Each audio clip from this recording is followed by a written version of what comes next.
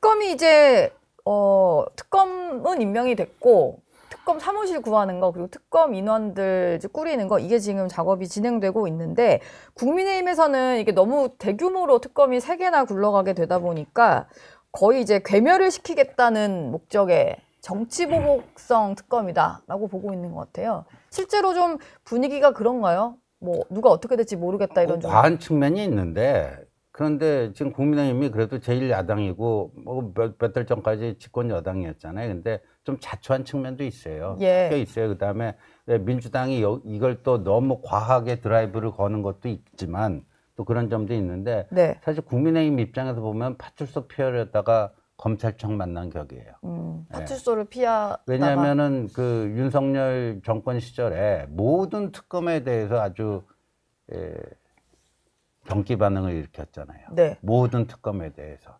뭐 김건희 특검은 물론이거니와 최상병 특검에 대해서까지도 특검의 이 특자만 꺼내도 뭐 배신자 취급하고 네. 그런 식의 경직적인 자세. 그게 결국은 이렇게 좀 화를 키운 측면도 있어요. 그래서 오히려 그때 협상을 해서 독소 조항이라도 그렇죠. 제거를 했어야 된다. 지금 말이죠. 이렇게 집권 여당과 집권 여당의 우당인 조국당이 특검 한 명씩 추천해서 대통령이 한 명씩 뽑는 이런 특검법 본 적 있어요? 이건 특검이 아닙니다. 이건 예. 그야말로 특검으로 민조검이라고 할 수 있어요. 네. 그래서 민주당의 검찰인가요? 민주당 네. 그리고 조국개혁당의 검찰이지. 예. 왜냐면 특검이란 건 여야가 합의를 해서 국민들이 공정하고 객관적인 수사가 가능하게 또 기대를 해야 되는데 네. 누가 봐도 이게 지금 초록은 동색이라고 두 당이 추천한 사람이 한다는 거 아닙니까? 네. 뭐 면면에 대해서는 좀 어떻게 보셨나요? 그 면면도 그래요. 이제까지 어떤 정권에서 어떤 의도가 있지만 그거를 이렇게 공공연하게 이렇게 내비쳐질 정도로 그런 식으로 특검을 고르지는 않았어요. 예. 비교적 법조계 내에서 신망이 있고. 신망이 있고 저 사람은 좀 이렇게 좀 신중한 사람이고 이렇게 객관적으로 어디 치우치지 않으려고 노력하는 사람이고 네. 뭐 이런 사람이라고 하는 평판이 있는 그런 사람을 이제 특검으로 내세우는데 지금 노골적이잖아요. 이건 노골적. 근데 이제 국민의힘이 좀 자초한 측면도 있다. 저는 네. 좀 성찰적 측면에서 그 말씀을 드리고 근데 이게 굉장히 애매한 게요.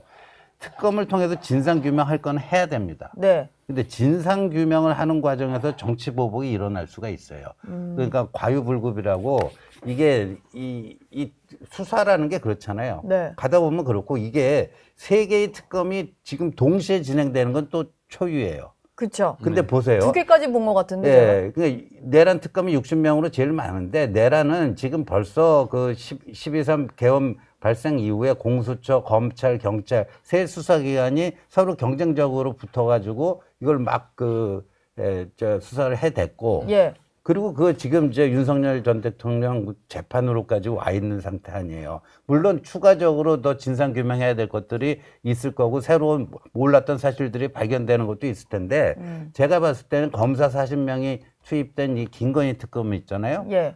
이게 그 수사하는 사람들 입장에서 보면 보물창고 같을 거예요. 보물창고. 그리고 굉장히 스토리 자체가 그 대중의 이목을 좀 집중시킬 만한 좀 야한 스토리들이 굉장히 많이 나올 거예요, 여기서. 예.